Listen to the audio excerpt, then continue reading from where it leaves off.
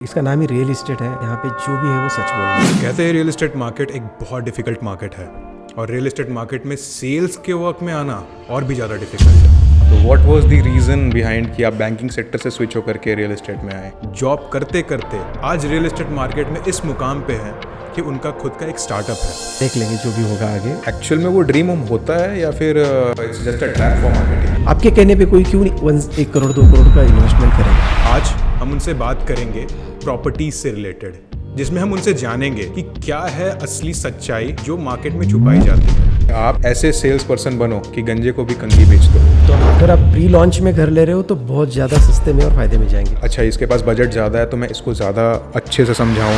Wagner के price में Honda city तो आएगा नहीं, तो अगर होंडा सिटी लेना है तो हमें होंडा सिटी का ही क्लास देना पड़ेगा, क्योंकि उन्हें वो पता नहीं है कि रेरा ऐसे ऐसे स्टेप्स लेता है। तो इसमें एग्जैक्टली कुछ कमेंट करूँ तो वो सही नहीं रहेगा। हमारे जो गेस्ट है जिनका खुद का स्टार्टअप है इकोव्यू, तो लेट्स स्टार्ट दिस पॉडकास्ट।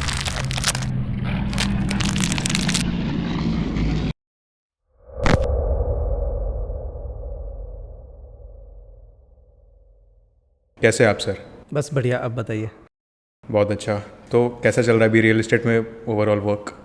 बढ़िया है, पहले से ही स्टार्टिंग से ही जैसे था वैसे ही है। आज के डेट में कुछ बहुत ज़्यादा चेंज नहीं है। सेलिंग, डिमांड्स, सप्लाई, सारी चीज़ें परफेक्ट है।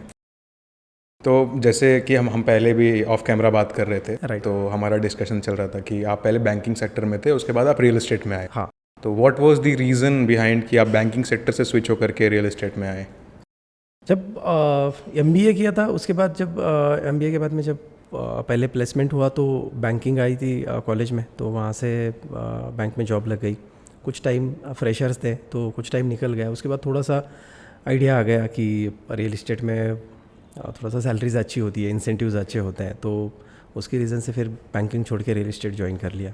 अच्छा, तो पहले आपने जॉब से स्टार्ट किया था I guess? Yes, real estate पहले जॉब से ही स्टार्ट किया था। रियल इस्टेट में लगभग 3-3.5 साल जॉब किया है किसी कंपनी में। राइट। तो पहले जब आप रियल इस्टेट में आए तो ऐसा डिफरेंट सा तो ऑब्वियसली फील आया होगा कि मैं पहले बैंकिंग सेक्टर में था और बैंकिंग में प्रोडक्ट्स अलग थे, छोटे प्रोडक्ट्स थे, और रियल इस्टेट में करोड़ों के प्रोडक्ट्स होते हैं। तो जो सेल्स का एक डिफ़िकल्टी होता है, आप बैंकिंग में सेल्स में वर्क करते थे, तो सेल्स का डिफ़िकल्टी होता है, वो सेल्स का डिफ़िकल्टी बढ़ा या फिर घट गया? सेल्स का डिफ़िकल्टी एक्चुअली रियल इस्टेट में आने के बाद थोड़ा सा घट गया, क्योंकि Okay. क्या है ना कि जो टारगेट सेगमेंट जो टारगेट करते थे हम, जो सेगमेंट टारगेट करते थे वो बैंकिंग सेक्टर में छोटा सा प्रोडक्ट था, तो वैसे ही क्लाइंट्स बेस मिलते थे, उन्हीं लोगों से जाके मिलना था, तो Okay. वो नीड बेस्ड प्रोडक्ट नहीं था। क्योंकि बैंकिंग में हर किसी के पास कोई ना कोई बैंक अकाउंट होता है, तो इतनी ज़्यादा नीड नहीं आती उस चीज़ की। लेकिन रियल इस्टेट में आने के बाद थोड़ा सा रियलाइज़ हुआ कि यार ये नीड बेस्ड प्रोडक्ट है। आज नहीं तो कल हर किसी को पुणे में घर लेना ही है, या किसी भी मेट्रो सिटी में हर किसी का सपना होता है कि घर लेना। तो ये सेल करने में बैंकिंग से बहुत ज़्यादा मज़ा आया एक्चुअली, देखा जाए तो। मैं एक्चुअली एंजॉय कर पाया इस सेल्स को।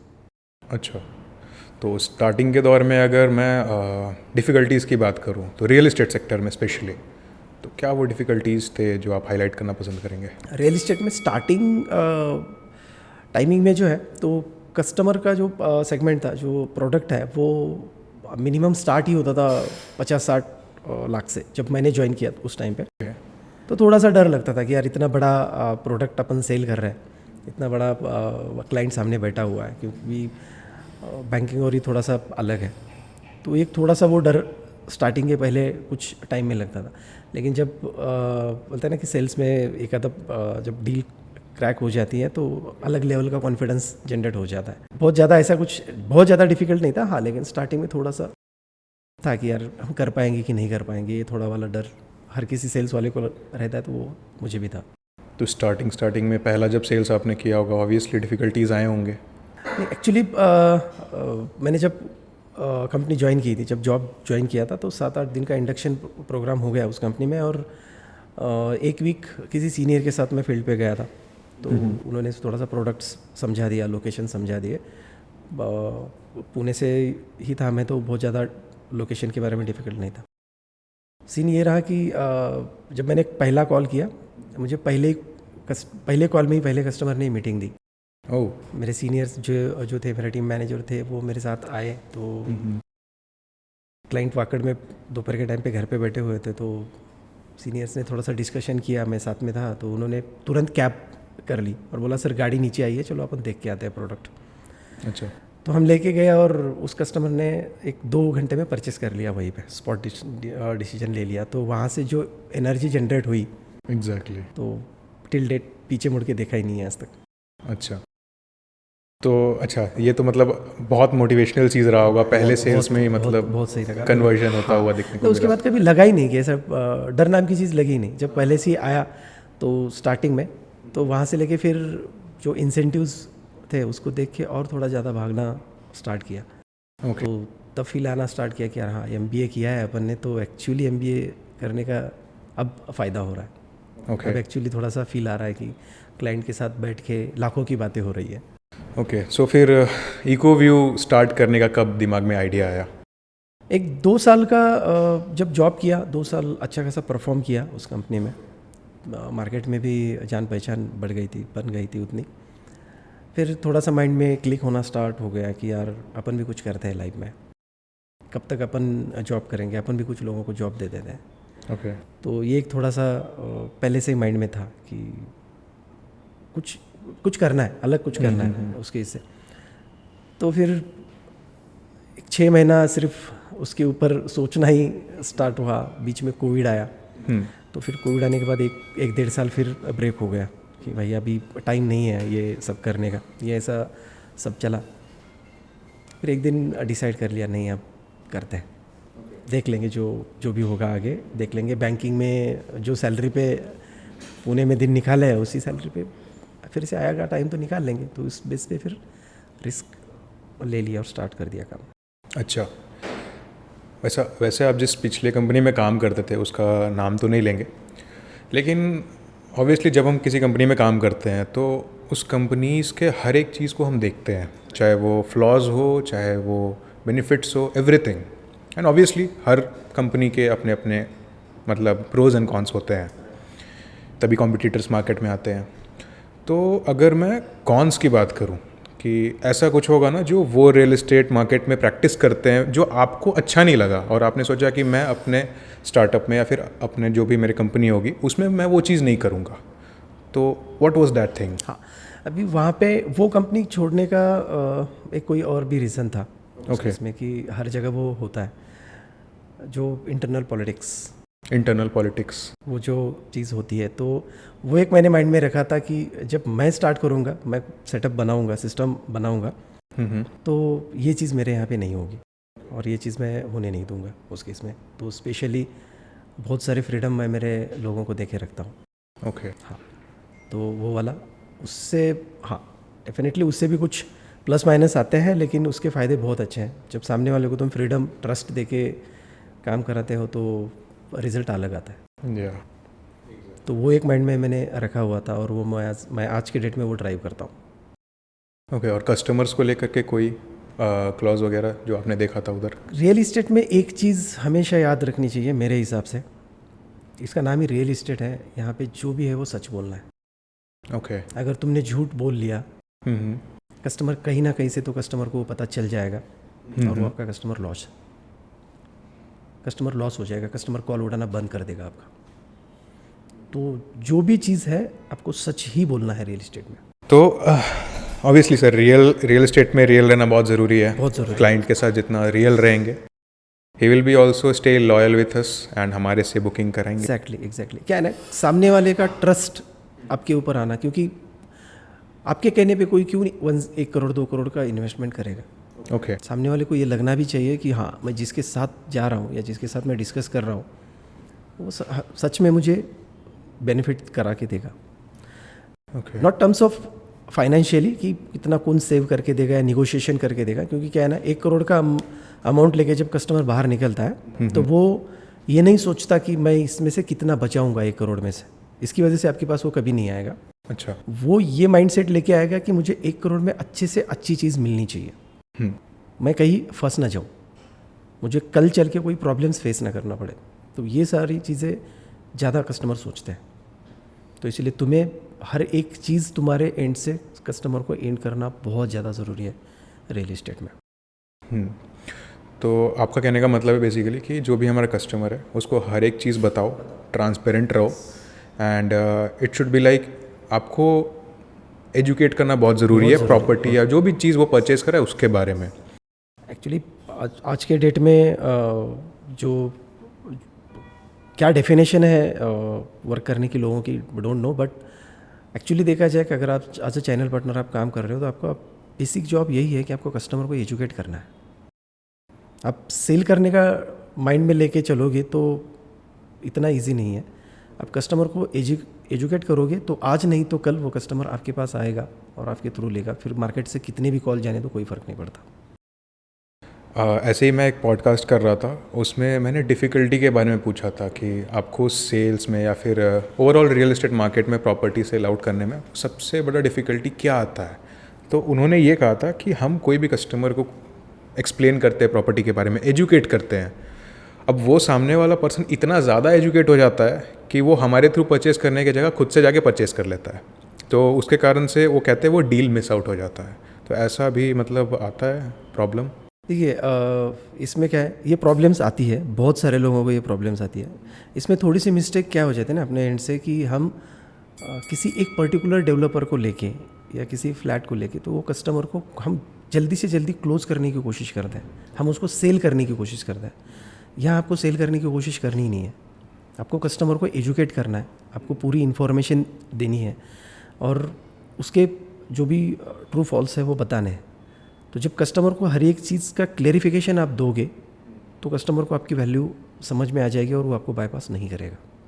ओके अच्छा, अभी मार्केटिंग से रिलेटेड आपका मतलब क्या पॉइंट ऑफ व्यू है रियल एस्टेट मार्केट का? जैसे आपने अपना MBA मार्केटिंग में किया है तो ऑब्वियसली मार्केटिंग आप देखते होते हुए खुद भी आप करते हैं एंड मार्केट में और भी आपके जो कॉम्पिटिटर्स हैं वो मार्केटिंग करते हैं।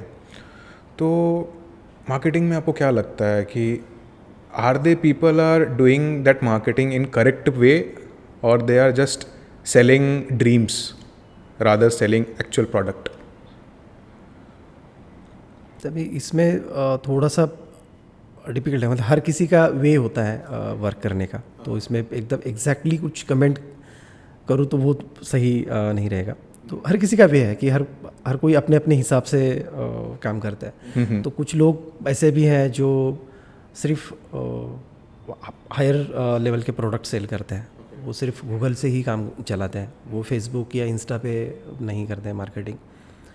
तो वैसा है। और कुछ लोग जो है सिर्फ फेसबुक इंस्टा के हिसाब से ही काम करते हैं। तो हर किसी का एक अपना टेक्निक है, हर किसी का एक अपना वे है वर्क करने का। तो वैसा इसमें एग्जैक्टली कमेंट करना मुश्किल है, मेरे हिसाब से तो मुश्किल है एग्जैक्ट। तो मतलब मार्केटिंग में हम लोग देखते हैं बहुत सारे ऐसे फ्लैट। अभी आज के टाइम पे अगर ड्रीम होम के बारे में बात किया जाए तो बहुत लोग बोलते हैं कि मेरा property is dream home. During the marketing banners वगैरह भी लगता है तो उसमें ड्रीम होम लिखा जाता है। तो एक्चुअल में वो ड्रीम होम होता है या फिर it's just a trap for marketing? नहीं, एक्चुअली वो ड्रीम होम होता है।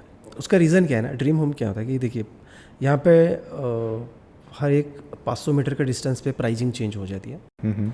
अगर मैं 50 लाख में देख रहा हूँ, मेरी जो बजट है वो बजट 50 लाख का है, तो 50 लाख में बेस्ट से बेस्ट प्रोडक्ट मैं जो भी ले रहा हूँ वो मेरे लिए ड्रीम ही है।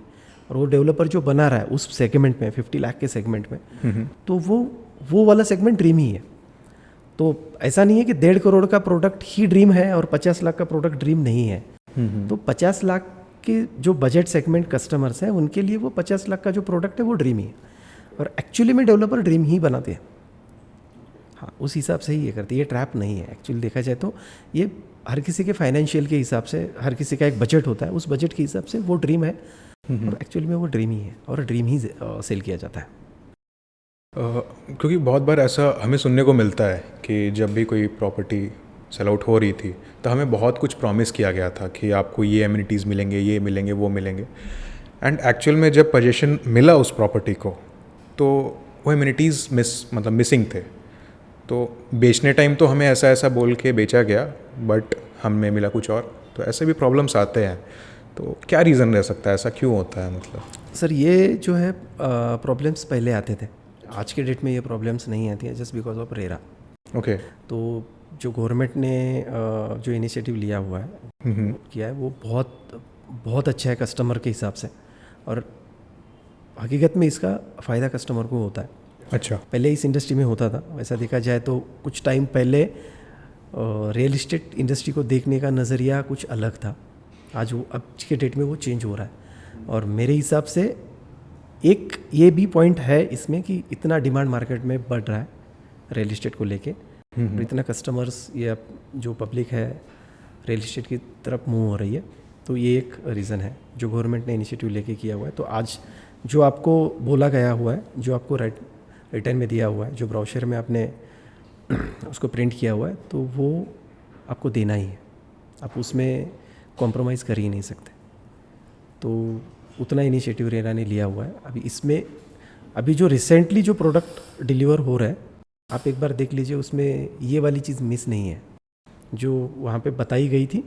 यहाँ पे हाँ एग्जैक्टली 100% नहीं होगी, प्लस मैंने साइजेस में थोड़ा बहुत फ़र्क आ सकता है एमिनिटीज़ या ये सब चीज़ों में, लेकिन एग्जैक्टली है ही नहीं, ऐसा होगा पॉसिबल ही नहीं है आज के डेट में। ओके। तो क्योंकि अभी भी मतलब हमें ये प्रॉब्लम सुनने को मिलते हैं कि पोजीशन 2024 का था लेकिन अब तक पोजीशन मिला नहीं, प्रॉपर्टी रेडी नहीं हुई।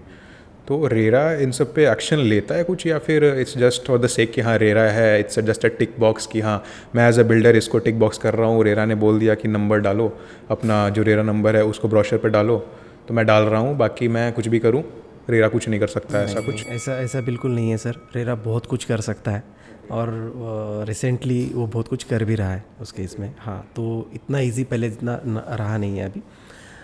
तो जैसे आपने बोला कि जस्ट ऐसे ही रेरा ऐसा नहीं है, बहुत ज़्यादा स्ट्रिक्ट है पहले से, और पॉसिबल ही नहीं है। जब रेरा में आपने कुछ कमेंट किया है, कुछ दिया है लिख के, तो आपको देना ही है। रही बात पोजीशन की, तो घर लेते वक्त आपको डेवलपर सेगमेंट देखना बहुत इंपॉर्टेंट है, उसका लीगेसी देखना बहुत ज़्यादा इंपॉर्टेंट है। तो थोड़ा सा आपको इस चीज़ को देखना पड़ेगा एज अ बायर, अगर आप परचेज़ करने जा रहे हो तो थोड़ा सा पास्ट हिस्ट्री जो भी है वो चेक करके ही जाना ज़रूरी है। तो जो A+ कैटेगरी के डेवलपर्स हैं उनके साथ, हाँ बाकी डेवलपर से उनका प्रोडक्ट थोड़ा बहुत प्राइस में हाई साइड में हो सकता है, लेकिन आपको वो थोड़ा सा बियर करना पड़ेगा जो आगे की प्रॉब्लम्स आप नहीं चाहते हो तो। ओके। और जैसे रेरा में एक्सटेंशंस डेवलपर को मिलता है, लेकिन एक एक्सटेंशन आपको लेना है तो उसका पर्टिकुलर रीज़न देना होता है कि आप क्यों ले रहे हो। तो वो अगर वैलिड है तो ये एक्सटेंशन मिलता है, अदरवाइज़ नहीं मिलता है उसमें। अच्छा, ठीक है। तो सेल्स जैसे सर, मतलब obviously sales is very important part of a business, ठीक है। और सेल्स में हमें ये चीज़ सिखाया भी जाता है हमेशा कि you should be that much confident and that much skillful while talking to your customer. अगर हिंदी में कहावत बोले कि आप ऐसे सेल्स पर्सन बनो कि गंजे को भी कंघी बेच दो, ठीक है।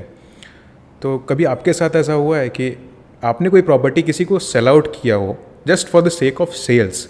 मतलब अगर उसमें ख़रीदने को कहा जाए कि उस प्रॉपर्टी को आप परचेज़ करो, तो आप उसको परचेज़ करना पसंद नहीं करेंगे, लेकिन just for the sake of sales आपने उसको सेल आउट किया हो किसी कस्टमर को? नहीं, रियल इस्टेट में सर ये चीज़ नहीं होती है जनरली कि ये सेल नहीं करना है लेकिन उसको सेल कर दिया हमने, ये चीज़ नहीं होती है। लेकिन इसमें सबसे ज़्यादा जो मोस्टली जो प्रॉब्लम्स आते हैं इसमें ये प्रॉब्लम्स आते हैं कि कस्टमर का बजट एक चीज़ होती है कि वो बहुत इंपॉर्टेंट है। दूसरी चीज़ कि कस्टमर एग्री कर रहा है क्या पोजीशन को लेके, क्योंकि आज प्रोडक्ट लॉन्च हुआ है तो डेफिनेटली उसको 3-4 साल लगेंगे डिलीवर होने में, तो उतना टाइम वो रुक सकता है क्या?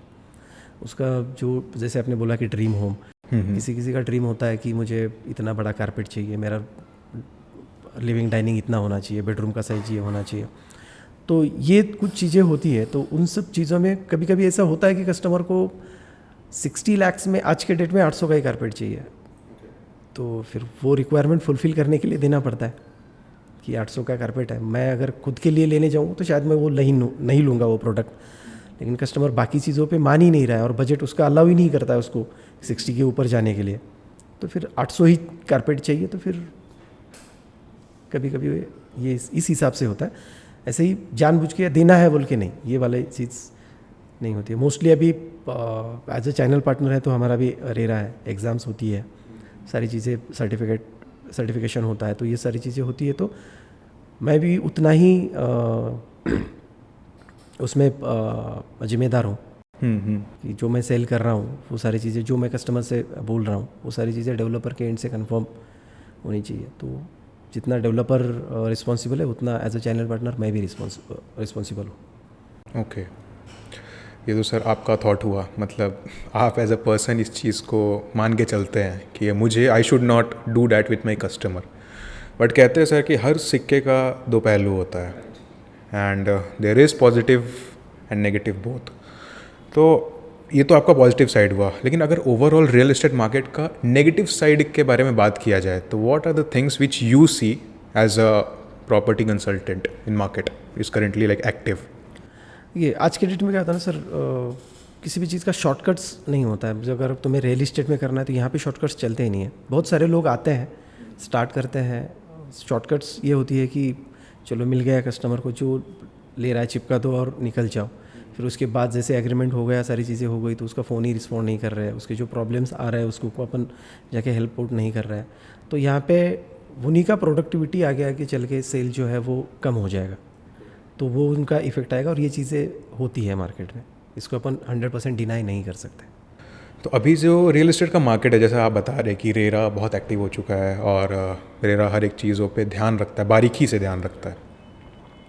तो अगर हम आज से 10 साल पहले, 9 साल पहले रियल एस्टेट मार्केट को उठा के देखें और एक आज के रियल एस्टेट मार्केट को उठा के देखें, तो क्या डिफरेंस आपको देखने को मिलता है अभी मार्केट में?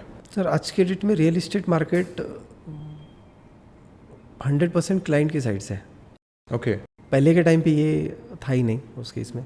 उस टाइम पे जो भी डेवलपर बोल रहा है या जो भी डेवलपर दे रहा है वही लेके चलना होता था। जैसे स्टार्टिंग में बोला कुछ और है, जैसे आपने बोला कि एंड में जाके कुछ और मिल रहा है। यस। तो ज़्यादा से ज़्यादा क्या सोसाइटी के लोग एक जगह आके थोड़ा बहुत डेवलपर से निगोशिएट किया जाता था, बात की जाती थी। लेकिन आज के डेट में ऐसा नहीं है। अगर आपको रेरा में डेवलपर के अगेंस्ट कंप्लेन भी करना है तो यू हैव टू पे 5,000 रुपीज़ बिफोर। ओके।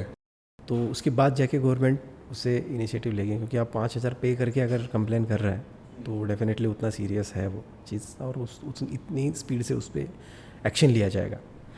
तो ये चीज़ें हैं। तो उस मार्केट में, उस टाइम के मार्केट में और आज के मार्केट में बहुत सारा डिफरेंस है।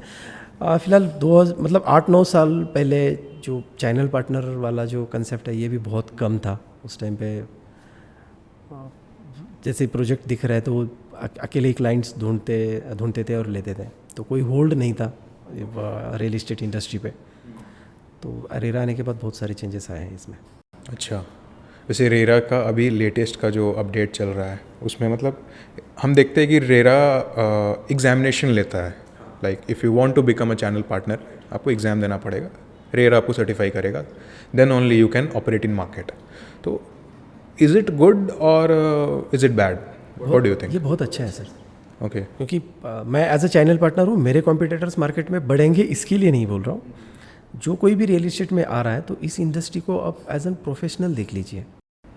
तो ऐसा नहीं है कि चलो ठीक है 2 पैसे मिल लेते हैं तो हम काम कर लेते हैं, या इसको पार्ट टाइम जॉब का समझ के कर लेते हैं। तो ये वाला नज़रिया नहीं होना चाहिए, क्योंकि आज मैंने दे दिया, किसी को सेल कर लिया, 3 साल के बाद पोजीशन है, मेरा नंबर ही नहीं लग रहा है, या मैं कौन हूँ क्या है कुछ आइडिया ही नहीं है। तो ये वाली चीज़ नहीं होनी चाहिए इसमें, क्योंकि बहुत बड़ा प्रोडक्ट है। देखा जाए तो लोग 20-20 साल के EMIs बनाते हैं। ये कोई पुणे में एक घर लेने के लिए बहुत सारे लोगों की आधी ज़िंदगी निकल जाती है, आधा करियर निकल जाता है। तो ये जो रेरा ने किया ये बहुत अच्छा किया, और इससे आगे चल के इस इंडस्ट्री को देखने का नज़रिया बदलेगा और प्रोफेशनल लोग इस इंडस्ट्री में आएंगे। तो ये कस्टमर को भी फ़ायदा होगा और डेफिनेटली डेवलपर को भी फ़ायदा होगा। मिसकम्युनिकेशन जो होता था पहले, तो ये कट हो जाएगा इसमें। एजुकेटेड लोग एंट्री करेंगे, तो ये अच्छा रहेगा सबके लिए। अच्छा, अभी रियल एस्टेट मार्केट में मतलब एज अ मार्केटर मैं भी वर्क करता हूँ, किया भी हूँ। तो एक चीज़ जो मुझे समझता है कि रियल एस्टेट में जो जितना ज़्यादा दिखता है उतना ज़्यादा बिकता है, ये मार्केटिंग में तो माना जाता है। तो बहुत बार ऐसा होता है कि लग्जूरियस चीज़ों को या फिर लग्जूरियस प्रोडक्ट्स या प्रोजेक्ट्स को बहुत ज़्यादा वैल्यू दिया जाता है मार्केट में। ड्यूरिंग मार्केटिंग ऑल्सो लग्जूरियस इस वर्ड पे बहुत ज़्यादा फोकस किया जाता है। Luxurious 2 BHK, luxurious 3 BHK। तो यहाँ पे एक डाउट जो मेरे दिमाग में हमेशा आता है कि चलो ये तो प्रोजेक्ट की बात हो गई लग्जूरियस, जब लोगों के बारे में हम सोचते हैं तो there are people who are high ticket like clients who have more budget और we can say rich clients, दूसरे होते हैं जो मिडिल क्लास होते हैं, ठीक है। तो रियल एस्टेट मार्केट में ऐसा कोई डिफरेंस देखने को मिलता है क्या दोनों क्लाइंट्स में कि मतलब अच्छा इसके पास बजट ज़्यादा है तो मैं इसको ज़्यादा अच्छे से समझाऊं क्योंकि इसको ये कन्वर्ट कर सकता है क्योंकि इसके पास पैसे हैं, तो इसको मैं ट्रीटमेंट ज़्यादा अच्छे से दूं, और अगर ये मिडिल क्लास है तो आई डोंट नो ये खरीदेगा या नहीं खरीदेगा, डाउट में रहते हैं। मिडिल क्लास लोग भी ऑब्वियसली कंफ्यूज होते हैं थोड़े से। तो ऐसा कोई मतलब डिफरेंस देखने को मिलता है क्या रियल एस्टेट मार्केट में? नहीं, ऐसा डिफरेंस ऐसा कुछ मतलब लो बजट है तो उसको थोड़ा सा प्रॉपरली गाइड नहीं करना है, ऐसा वाला ये नहीं होता है, क्योंकि लो बजट वाले क्लाइंट्स को और ज़्यादा से आपको टेक केयर करना होता है उसका बहुत अच्छे से, क्योंकि एक चीज़ आपको 2 बार 3 बार उनको समझानी पड़ेगी। ये थोड़ा सा हायर बजट वाले जो क्लाइंट्स होते हैं तो काफ़ी चीज़ें वो अंडरस्टैंडिंग कर लेते हैं, बहुत जल्दी वो समझ जाते हैं, तो वो वाला थोड़ा सा ये होता है, उतने एजुकेटेड थोड़ा सा डिफरेंस वो वाला आता है। लेकिन ऐसा नहीं है कि बजट देख के उसको सर्विस या ट्रीटमेंट, नहीं, ऐसा नहीं होता है। जितना बजट कम है उतना ज़्यादा उनको समझाना है, क्योंकि मार्केट आज के डेट में जिस स्पीड से मार्केट में प्राइसिंग बढ़ रही है उस हिसाब से उसको समझाना पड़ता है कि सर नहीं, आज वाकड़ में 60 लाख 70 लाख में आप कुछ बोलोगे तो नहीं मिल पाएगा, तो वो उनको समझाना थोड़ा सा डिफ़िकल्ट होता है। तो उसके और ज़्यादा सर्विस अच्छी देनी पड़ती है और ज़्यादा एक्सप्लेन करना पड़ता है। ऐसा कम या ज़्यादा वाला ऐसा कोई रियल इस्टेट में ऐसा कोई ट्रेंड नहीं है। ओके। ऐसा कभी कोई सिनेरियो आपको देखने को मिला क्या कि कोई कस्टमर था, उसको मतलब कोई प्रोडक्ट सेल आउट किया गया हो एंड बाद में वो फंस गया हो या उसे बहुत प्रॉब्लम्स आई हो एंड उसका जिम्मेदारी लेने के लिए कोई ना हो मार्केट में? ऐसा कभी, क्योंकि बहुत बार ऐसे होते हैं कि अभी जैसे रेरा के बारे में आप बता रहे हैं कि रेरा एक्शंस लेता है एक्चुअल में, लेकिन बहुत लोग ऐसे होते हैं who are not educated enough about RERA, जिसके कारण वो जो उनके राइट्स है उसको यूज़ नहीं कर पाते हैं।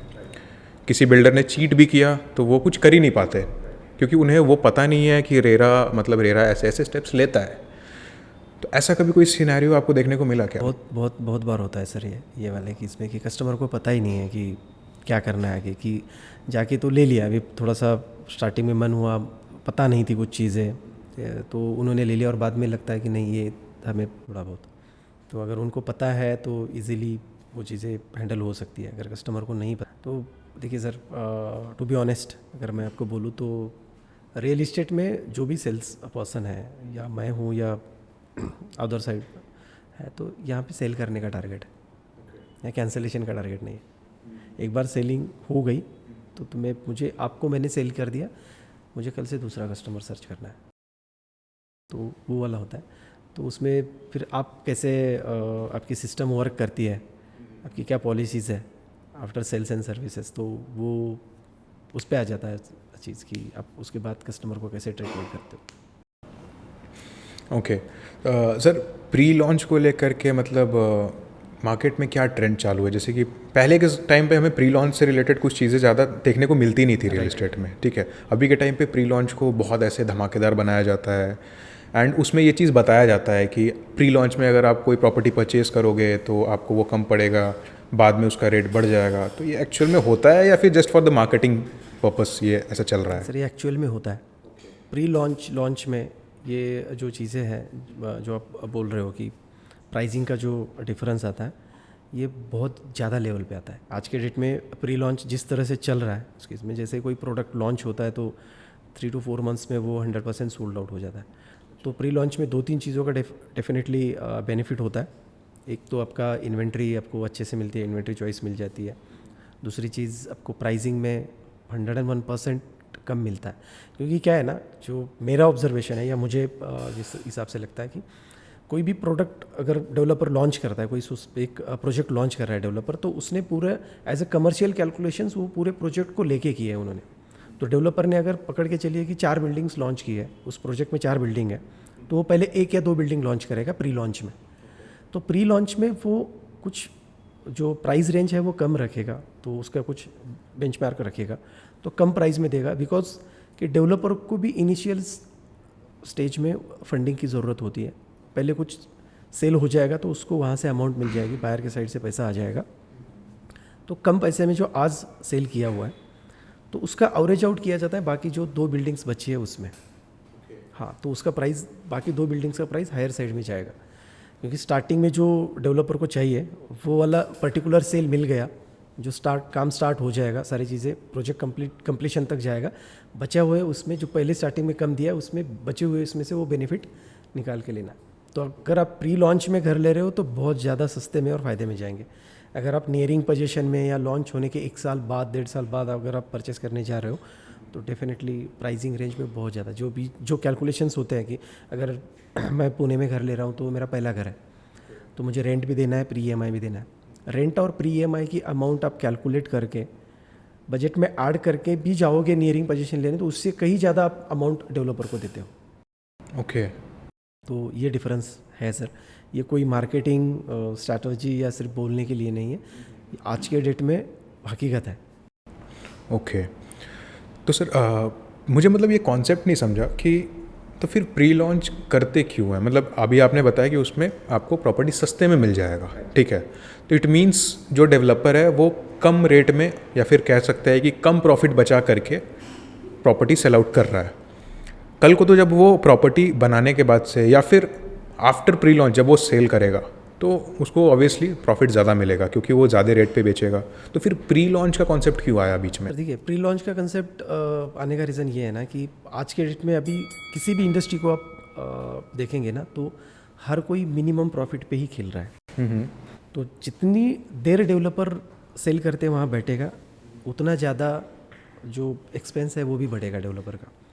तो जो ये A+ कैटेगरी के डेवलपर्स हैं वो लोग जल्दी से जल्दी सेल करके किसी और प्रोजेक्ट पे मूव होना चाहते हैं, तो वो एक थोड़ा सा ये है इसका। तो प्री लॉन्च करने का यही रीज़न है, क्योंकि आप लॉन्च करके 3 साल सेल कर रहे हो और लॉन्च करके 3 महीने में सेल कर रहे हो, तो मिनिमम प्रॉफिट भी अगर उसमें मिल रहा है, देखिए उसके भी कमर्शियल कैलकुलेशंस होंगे कि 3 साल के बाद अगर इसको सेल किया जाए तो क्या प्रॉफिट मार्जिन रहेगा। और इस केस में दूसरी चीज़ जो फंडिंग प्री लॉन्च में सेल करके बायर के साइड से मिल रही है, हर कोई डेवलपर अपने जेब से तो सारी पैसे नहीं लगाए, तो किसी बैंक से फंडिंग उठाई जाएगी तो वो भी तो पैसा उधर जाने वाला है।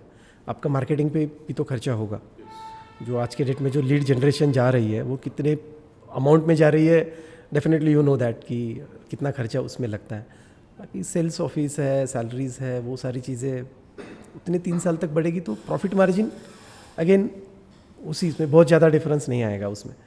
तो उस हिसाब से देखा जाए तो प्री लॉन्च यही एक बेनिफिट है, ये कस्टमर के लिए भी अच्छा है, डेवलपर के लिए भी अच्छा है। वैसे मैं हाईवे से आ रहा था तो मैंने एक बैनर, एक नहीं मतलब मल्टीपल बैनर्स ऐसे देखे थे जिस पे लिखा हुआ था इको फ्रेंडली होम्स या फिर ग्रीन होम, ठीक है।